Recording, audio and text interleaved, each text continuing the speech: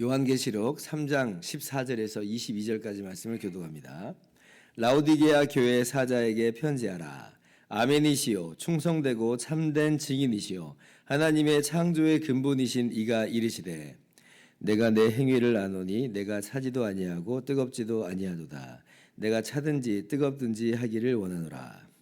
내가 이같이 미지근하여 뜨겁지도 아니하고 차지도 아니하니 내 입에서 너를 토하여 버리리라. 내가 말하기를 나는 부자라 부요하여 부족한 것이 없다 하나 내 곤고한 것과 가련한 것과 가난한 것과 눈먼 것과 벌거벗은 것을 알지 못하는도다. 내가 너를 권하노니 내게서 불로 연단한 금을 사서 부요하게 하고 흰옷을 사서 입어 벌거벗은 수치를 보이지 않게 하고 안약을 사서 눈에 발라 보게 하라. 무릇 사랑하는 내가 사랑하는 자를 책망하여 징계하노니 그러므로 내가 열심을 내라 회개하라. 볼지어다 내가 문 밖에 서서 두드리노니 누구든지 내 음성을 듣고 문을 열면 내가 그에게로 들어가 그와 더불어 먹고 그는 나와 더불어 먹으리라. 이기는 그에게는 내가 내 보좌에 함께 앉게 하여 주기를 내가 이기고 아버지 보좌에 함께 앉은 것과 같이 하리라. 같이요. 귀 있는 자는 성령이 교회들에게 하시는 말씀을 들을지어다. 아멘. 할렐루야. 하나님의 크신 은혜와 평강이 오늘도 변함없이 여러분과 가득 넘치기를 주님의 이름으로 축원합니다.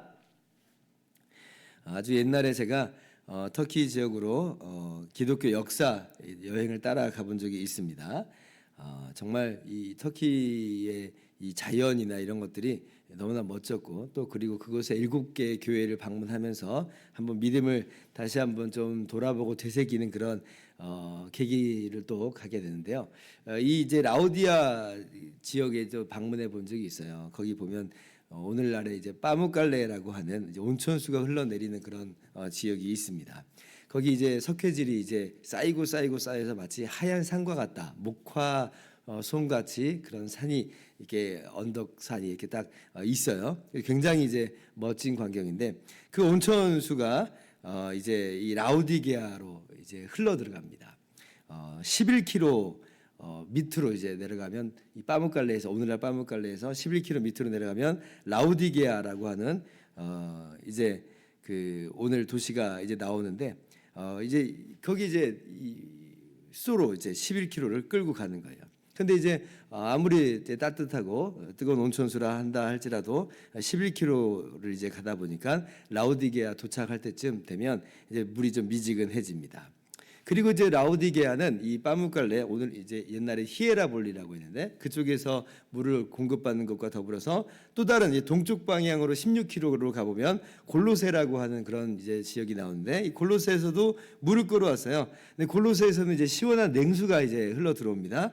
근데 역시 이제 16km를 이제 수로를 따라서 흘러 들어오다 보니까 라우디게아 도착할 때쯤 되면 이제 미지근한 물로 변해 버립니다. 그러니까 이제 뭐 이 물을 공급을 받아서 물 자체가 부족한 것은 없습니다만은 근데 이제 이 물들이 하나같이 다 미지근하니까 물맛이 별로 안 나는 거예요. 아주 느끼하고 좀 그럴 수 있을 것 같습니다. 오늘 이제 그러한 그 라우디게아의 어떤 현 상황을 좀 적절하게 빗대서 주님께서는 오늘 이렇게 말씀하십니다. 15절 보세요. 내가 내 행위를 아노니 내가 차지도 아니하고 뜨겁지도 아니하도다. 내가 차든지 뜨겁든지 하기를 원하노라. 지금 이 히에라볼리 빠무칼레에서는 뜨거운 물이, 골로새에서는 차가운 물이 나와요. 근데 라오디게아는 어때요? 지금 차지도 않고 뜨겁지도 않는 그런 미지근한 그런 상태라고 하는 것이에요. 우리가 이제 이 말씀을 보면 참 우리 삶 속에서 우리가 적용하고 또 돌아볼 일들이 좀 많죠. 이 라우디게아는 어떤 교회냐면 사실 부자였습니다. 17절 보면 스스로 나는 부자라 이제 할 정도로 굉장히 이제 발달된 그런 도시였습니다. 최고급 양모 생산지였고 또 안약이 발달했고 금융업이 발달했고 원체 잘 사는 동네예요. 그러나 이러한 이 외적 부요가 과연 이 라오디게아 교회 자체를 부요하게 했는가? 그리고 라오디게아가 그들의 가진 그 부요로 말미암아 정말 하나님을 위해서 정말 충성스럽게 또 열심히 있게 그렇게 살았는가라고 할 때 오늘 말씀 보면 그렇지 못하였다고 하는 것을 우리가 알 수가 있는 것이죠.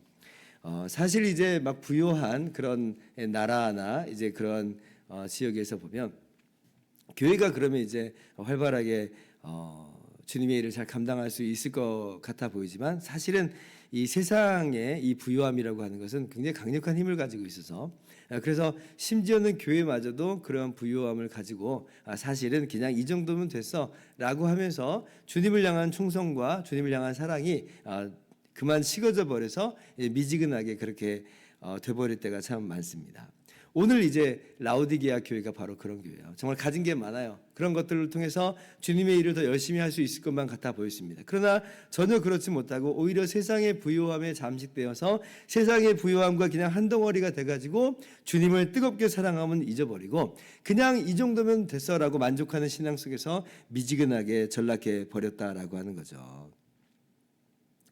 주님께서 기대하시는 바는 뭐냐? 오늘 주님께서 라오디게아에게 교회에게 어떤 모습으로 나타나시냐면 14절 보면 아멘이시요 충성되고 참된 증인이시요 하나님의 창조의 근본이신 이가 이르시다 이렇게 나와요. 그러니까 주님을 뭐라고 지금 표현하면 충성되고 참된 증인이시다. 주님의 삶을 우리가 좀 돌아봤으면 좋겠습니다. 예수님은 정말 하나님의 아들이시지만 그러나 하나님과 동등됨을 취하지 않으시고 우리와 똑같은 사람이 되셔서 이 땅에 내려오셨어요. 그래서 주님께서 하시는 일은 뭐냐면 하나님 아버지를 증거하시는 일을 하셨죠. 하나님의 말씀과 하나님의 행동을 우리 가운데 그대로 보여주시면서 하나님을 드러내는 일을 했습니다. 예수님은 하나님의 아들이시니까 무엇보다도 하나님을 참으로 드러내시는 그런 분이세요. 근데 주님께서 이 일을 감당할 때에 부요함 가운데 하시지 않고 사실은 인자는 머리 둘 곳이 없도다라고 할 정도로 사실은 떠도는 어떤 그러한 굉장히 가난한 연약한 상태였지만 그러나 그럼에도 불구하고 하나님을 드러내고 하나님을 증거하는 일을 열심히 했다는 거죠. 그것이 바로 충성되고 참된 증인이시다라고 하는 말이에요. 하나님의 창조의 근본이시니 하나님과 동등된 이시지만 그러나 하나님의 증인으로서의 그러한 일을 충성되게 감당했다. 주님께서 이러한 모습으로 라오디게아 교회에게 나타나셔서는 무엇을 그러면 기대하시고 무엇을 요구하시는 걸까라고 할 때 라오디게아 교회 역시도 주님을 닮아서 충성되고 참된 증인의 그러한 모습을 취할 수 있기를 기대하고 있는 거죠. 그들이 가진 많은 부요함을 가지고 그렇게 하나님을 드러낼 수 있다면 주 예수 그리스도의 복음에 매진할 수 있다면 얼마나 큰 일을 할 수 있을까. 그런데 이러한 많은 부요함을 가지고도 사실은 그것이 자기들을 스스로요 필요를 채우는 것으로만 그쳐버리고 하나님의 일을 감당하는 것에 있어서는 교회로서의 주님의 복음을 증거하는 그 사명을 감당하는 것에 있어서는 많이 뒷걸음을 치고 있었더라. 그래서 하시는 말씀이 네가 차든지 뜨겁든지 하기를 원하노라. 이게 뭐 차도 된다 뭐 이런 말은 아니고 우리가 애들한테 너 집 나가 하면 집 나가는 게 이제 그 부모님의 의도는 아니잖아요.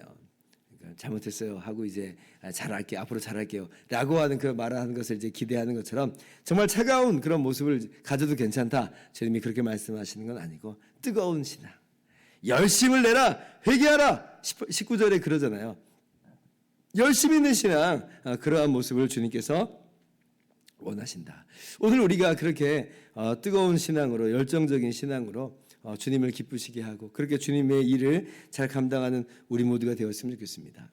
우리가 많은 것이 없었을 때는 정말 그렇게 열심을 냈는데 어쩌면 많은 것들이 주어진 이후로는 어쩌면 우리가 우리의 열심이 우리도 모르게 좀 약화되지 않았는가 좀 돌아볼 필요가 있습니다. 남 얘기, 뭐 한국 교회 이야기 하자는 얘기가 아니라 바로 우리 교회 이야기로서 우리는 그럼 어떠한 모습으로 살아가는가? 아니 또 좀 더 줄여서 나는 과연 어떤 모습으로 살아가는가? 내가 아무것도 없었을 때는 정말 주님을 향한 뜨거운 그 사랑으로 맨주먹으로도 주님의 일을 열심히 감당했는데 그런데 많은 걸 가지고 있는데 이제는 옛날 같은 그런 열심은 없어져 버리고 세상 사람 중에 한 명처럼 마치 그렇게 숨어서 살고 있는 그런 내 모습은 아닌가?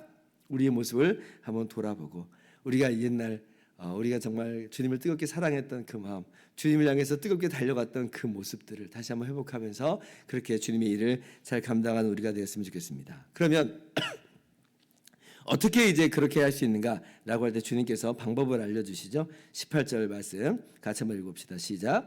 내가 너를 권하노니 내게서 불로 연단한 금을 사서 부요하게 하고 흰옷을 사서 입어 벌거벗은 수치를 보이지 않게 하고 안약을 사서 눈에 발라 보게 하라. 그러니까 주님께 와서 사라는 거예요. 주님께 와서. 그러니까 주님께로 와서 금을 사고 흰옷을 사고 안약을 사라. 주님, 나는 주님께 살 만큼 드릴 게 없는데요. 예, 주님께서는 이 모든 것들을 그냥 공짜로 주시죠. 우리에게 구원도 공짜로 주시고 우리가 주님의 일을 감당하는 것에 있어서 이러한 필요한 것들은 또 주님께서 그냥 거저 우리에게 주세요. 이사야 55장 1절 말씀 보면 오호라 너희 모든 목마른 자들아 물러나오라 돈 없는 자도 오라 너희는 와서 사 먹되 돈 없이 값없이 와서 포도주와 젖을 사라. 주님께서 우리에게 항상 값없이 사라, 값없이 사라. 세상의 금이나 세상의 옷이나 세상의 안약으로 지금 치장하는 것이 너희들에게 핵심이 아니다. 진정한 지금 핵심은 뭐냐면 주님께로부터 금을 사고 주님께로부터 옷을 사고 주님께로부터 안약을 사는 것이 그것이 핵심이다. 이게 뭐냐라고 할 때 주님의 그 연단으로 강하여지고 주님의 의로 옷 입고 그리고 주님의 시각으로 보고 세상적인 인간적인 안목으로 바라보는 게 아니라 우리가 안약을 받아서 사서 보게 할 텐데 주님께서 보는 그 시선을 우리도 함께 바라보면서 그렇게 나갈 수 있게끔 주님께서 말씀하시는 것이죠. 그래서 오늘 우리가 다시 한번 우리 스스로의 모습을 좀 돌아보았으면 좋겠습니다. 정말 주님을 사랑하는 마음, 정말 주님을 의지하는 마음으로 다시 한번 우리가 이 일을 잘 감당했으면 좋겠어요. 썩어질 것들에 우리가 목숨 걸지 말고 썩어질 것들이 우리의 삶 속에서 정말 필요한 것이지만 그러나 그것이 마치 전부인 것처럼 그것을 향해서 뛰어가려고 하지 말고 오히려 그것은 잠시 잠깐 있다가 없어질 것인 줄을 알고 오히려 하나님의 나라와 하나님의 영광을 바라보면서 썩지 않은 그 나라와 그 영광을 바라보면서 주님의 그 빛난 그 나라를 바라보면서 주님 의지하면서 열심히 있게 나가는 우리 모두가 될 수 있기를 바랍니다. 주님께서 오늘 우리에게 사랑하시는 자라 말씀하시면서 오히려 우리에게 이러한 책망과 징계의 말씀을 하세요. 우리를 못살게 굴고자 하는 것이 아니라 우리가 정말 미워서가 아니라 정말 사랑하기 때문에 우리를 책망하시면서 징계하신다라고 하는 이 말씀을 기억하면서 우리가 주님과 동행하면서 이 땅에 살아가는 동안 열심을 내서 주님의 사역을 잘 감당하는 부요한 교회가 되기를 주님의 이름으로 축원합니다. 기도하겠습니다.